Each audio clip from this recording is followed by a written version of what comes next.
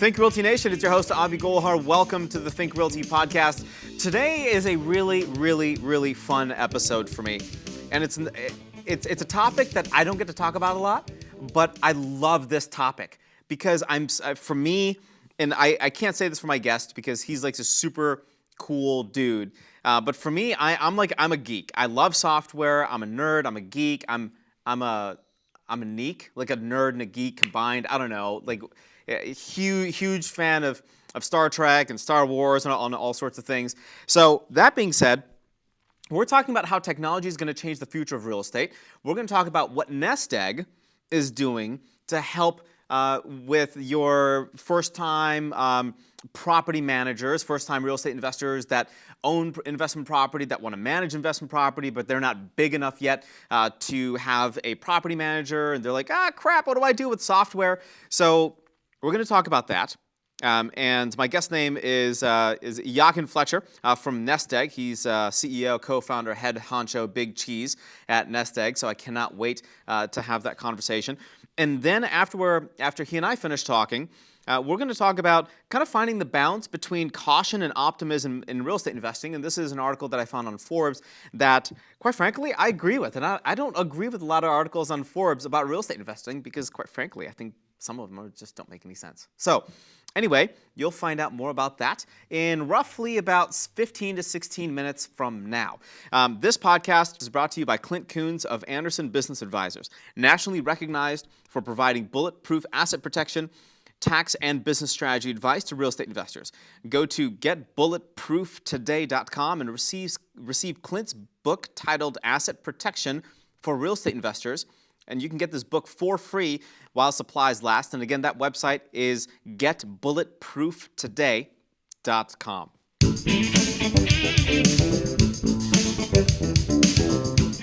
I'm excited to have this conversation with Eachan. Eachan, welcome to the show, my friend. Thank you. Great to be here. Thanks for the great intro as well. It's the first time in a long time anyone has ever referred to me as cool.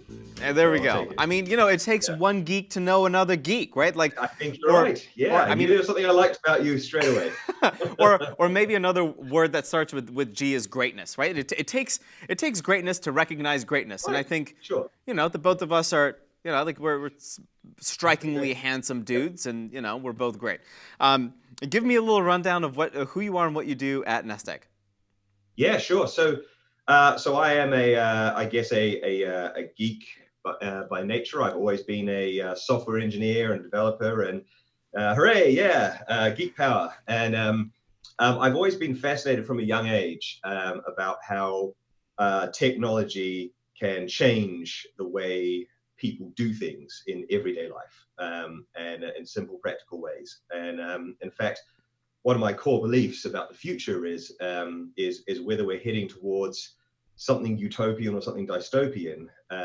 Has really a lot to do with how well technology serves human goals. And so that's kind of my passion in life, is finding how technology can lift people up and just make their everyday lives just easier and more convenient and more delightful. And so I've done that in a lot of different industries. Before I founded Nestegg, I guess to answer your question, I'm the founder and the CEO. Before I started Nestegg, I led technology at Expedia, and that's where I spent many years figuring out better ways for people to take more vacations and have a better time out there in the world. And then as a small property investor myself, I started to get really intimately familiar with the frustrations and all the little friction points in building and maintaining a small rental property portfolio. And that's when myself and my co-founders decided that there was something missing, and we could plug that gap, and that's what we're doing. So I'm very also impressed with the whiteboard behind you. Like if you look at my office, it's the exact same thing. It's like there's scribbles, you got like workflows and flowcharts and all sorts of things. Yeah. So it just proves that you're a genius. So where's the future of technology headed in the real estate game today? I mean, we talk about AI, we talk about being able to do a virtual walkthrough with property, and that was not a reality a couple years ago, and now everybody's doing these 3D walkthroughs. What are you finding out there in your world? Yeah, Great question. And I think how I look at it is very similar to, I think, where maybe an answer to that question is I see real estate being where travel was 15-ish years ago. And this certainly may carbon date you, but I don't know if you ever remember how you used to take vacations with a travel agent. I remember those days. That's you right. remember those days. Okay, there you go. Not everyone will, so we don't know what your listeners are like, I guess. So, Yeah. Where are those guys now? Right.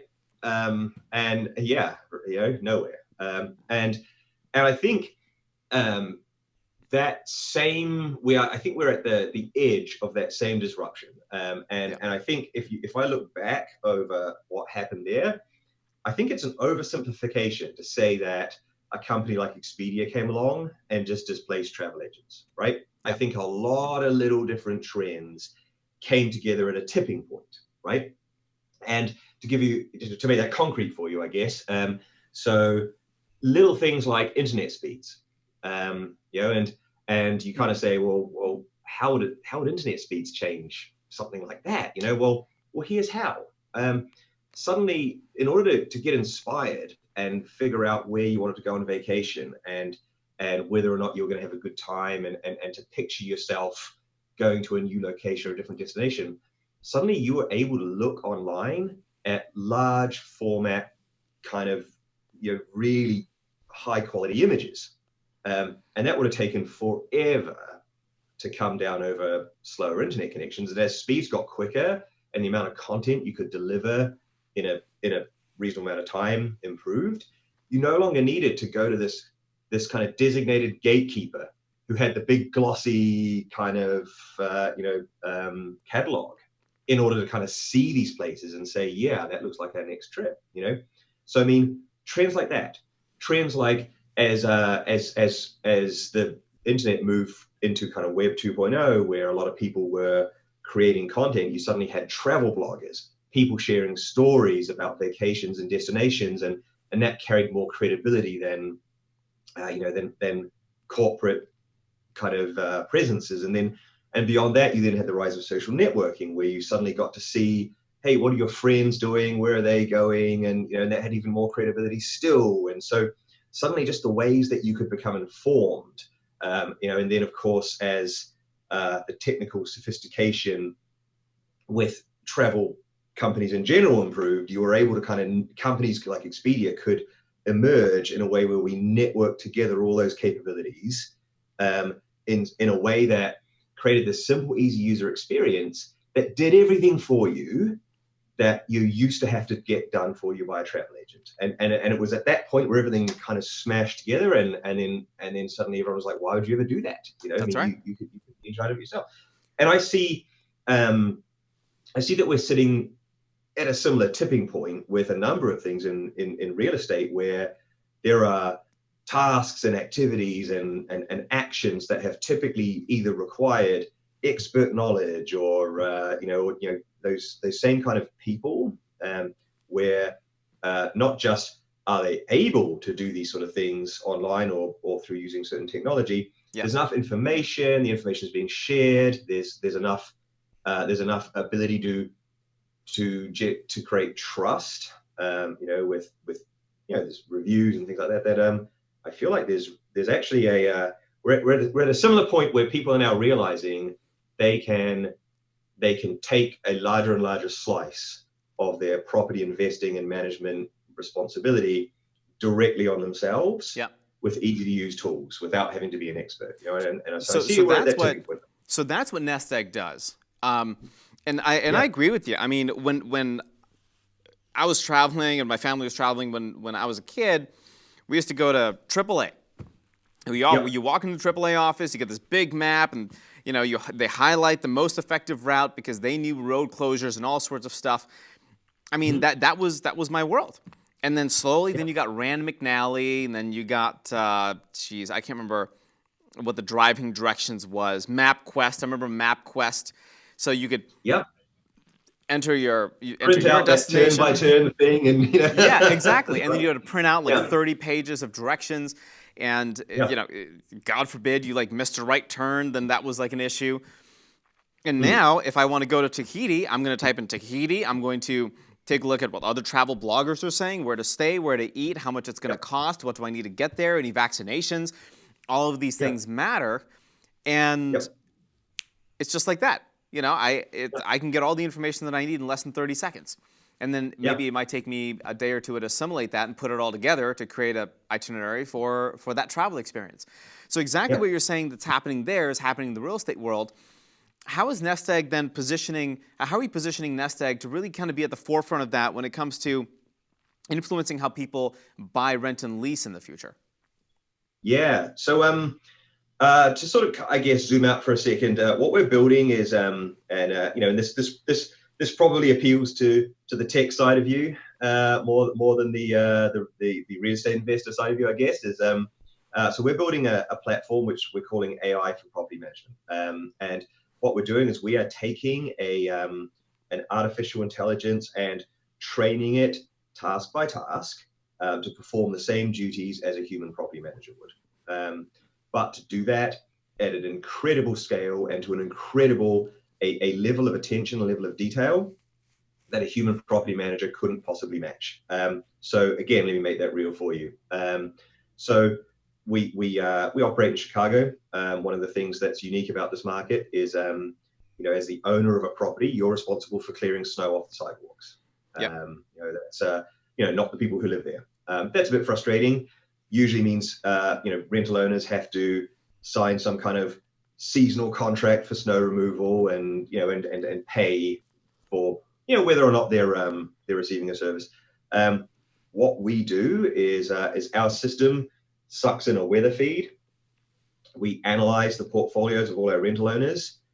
We figure out exactly where there's been more than 2 inches of snowfall, and then our system contacts those through our app. Those owners receive a message saying, hey, there was more than 2 inches of snow at your property at this location last night. Do you want us to take care of that, or do you have it under control?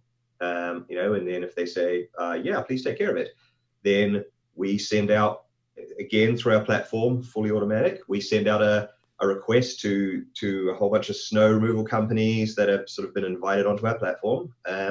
They go out and they take care of it on demand, kind of like, so it's almost like an Uber for home maintenance as well, right? And the whole thing is dealt with end to end, on demand. You only pay for what you need when you need it, and then afterwards you get after photos and then a little expense report that sits in our app and all that kind of stuff as well. So it's kind of like having an entire property management team, an entire leasing office, and an entire maintenance team working for you full-time 24/7, but you pay nothing. You only pay for what you use when you use it. And that's how powerful technology is, and that's what we built, and people love it. And then when you compare that to what you get using a human property manager, they're all fantastic people who care about their customers, but none of them have the time to watch your property round the clock and then realize exactly when it snowed just at that property but not that property, and then kind of phone you up and and get you to and help you through that. And so I think the 2020. scalability we can achieve. I agree. I mean, so the CEO of IBM, she said very, very succinctly, she's like, AI is going to change the way that we just work forever, right? Mm-hmm. And 2020 is going to be a very interesting year for AI and changing the conversation. A lot of people were very fearful of artificial intelligence, but now it's really shifted to the other side where they're seeing how artificial intelligence can just help them be better. It's not replacing, it's you're focused on doing more important things while software is taking care of it all. And what if you had a piece of software that was constantly monitoring the weather for your properties, right? Very similarly to that. You're plugging into some weather.com AccuWeather API, and it's saying, hey, based on all this torrential downpour and based on the fact that you're in a floodplain, we're going to send you an alert, and you don't know if you're flooded yet, but let's go check it out, right? And it's it just makes you a more empowered investor. So I think that's incredible. I want you to comment on one more thing, and then I'll get your email, and anybody that wants to kind of get in touch can get in touch. What are some of the negative consequences of these changes? And maybe take 30 seconds on this, because with the positive, let's also talk about the flip side of the coin here. Yeah, for sure. So first, I think you hit the nail on the head where people are trusting AI more. And I think if you look at the sort of things people are doing with Alexa and Siri, and they started off only a couple of years ago as almost a curiosity. You can speak to this thing and get it to tell you the time and things like that. Now people are arranging haircuts, they're ordering products, they're booking hotels and restaurants, just by speaking to what is effectively an AI agent and delegating it a task to go and do on their behalf. And so people's trust in that those technologies and those interactions is one of the trends I think is going to propel real estate in this direction. And I think maybe that's where you get to the I guess the downside, or the negative consequences is firstly, I think people generally start to trust these things in very small stages, and so they trust Siri or Alexa, to perform very specific menial tasks, and I think that's where we've got to kind of grow trust over time from. I also think that as this trend continues and more tasks get automated away, the people that those tasks get automated away from, they're going to have to work harder to move themselves up the value chain. And I think you already touched on that as well, where it frees your time to go and do more valuable things. That's right. But I think then people have to take responsibility for then saying, well, there's going to come a time where people don't want to pay me just to go and basically sit on a property and look after it. How can I add more value than that? How can I help people more actively grow their portfolios more profitably, rather than just being a forwarder of phone calls and other things? And I think that's one of the things everyone has to look out for. I love this. This kind of makes me. I mean, I'm definitely going to go check out Nestegg.rent for sure. And that's the website, right? www.nestegg.rent. Correct. Yeah, that's right. So I love this automation piece. I'm totally for artificial intelligence software to make my life easier, because I love it. It's no different than if you get a new email, you get a notification, right? If it rains more than 2 inches, or if it snows more than 2 inches, I get a notification saying this could potentially be a hazard. And then maybe it's also cross-checking that with the thermostats in the property from Nest, and just making sure, hey, you know what? It snowed. Is the temperature in the house stable? Is it normal? I'm talking to the HVAC system. I'm talking to all of that. And if I'm getting real-time updates, where is it? It's right here. If I'm getting real-time updates on this, I'm like, okay, cool. Check. Not a big deal. Let's look at the second property. Check. Oh, wait, that's a problem. Maybe they're out. Maybe the tenants are out on vacation, and we know pipes freeze at 32 degrees. So why is this temperature down to 21 degrees? That's a little bit of an issue. And then I can take action right here and pop that temperature back up, and I'm now preventing challenges. So anyway, Eachan, this was a great conversation for me to kind of connect with you a little bit on the future of technology, and how Nestegg.rent is really kind of providing that support for rental owners that aren't necessarily, you don't manage 50 or 60 yet, you still have a few, but you can still feel as if you have more control. So thank you so much for your time. I really appreciate it. Thanks for having me. It's great fun. You got it.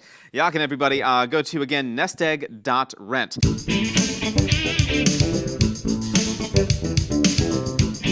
This next segment is brought to you by Real Property Management, which is the largest residential property management franchise in North America. managing tens of thousands of properties for individuals, investors, and institutions throughout the country. You can learn more by visiting realpropertymgt.com or calling 888-806-7088. Let's talk about the balance between caution and optimism in the marketplace. And this was an article written by Brian Nelson, who is part of the Forbes Real Estate Council, the Finance Council, and he talks about, quote, around 3/4 of venture-backed startups fail to return investor capital, and that's according to Mattermark data, and over 2/3 of startups never raise their Series A investment round. He goes on to talk about maybe 2 or 3 concepts that I completely agree with, and this relates to real estate investing. Number one, be optimistic about what you can control. Anything you can control is you can influence it, and you can say this is a good thing, bad thing, cost cutting. You can optimize for revenue, you can optimize for efficiency. So you can do a lot of these things.